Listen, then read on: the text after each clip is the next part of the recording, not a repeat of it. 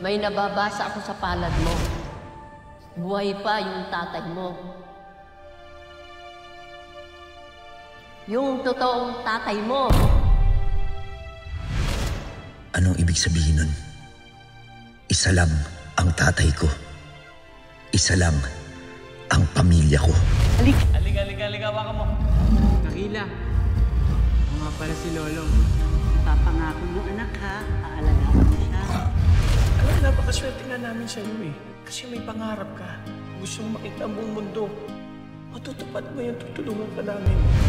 Hindi man tayo mayaman, pero higit pa sa limpak-limpak na pera ang binigay sa amin ng Diyos. Hindi naman masama ang maging kakaiba. Kaya lang sa mundo natin ngayon, nakakatakot ang maging iba. Huhusigan ka agad, lalayuan ka. Ikaw ang lolong namin, ang tiyaninang mo. Mahal kita.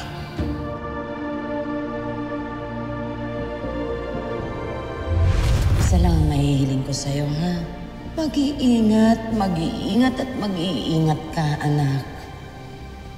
Laging nasa likod mo ang tiyaninang mo. Ano ba ang nagawa ko? At biniyayaan ako ng Diyos na isang tulad mo.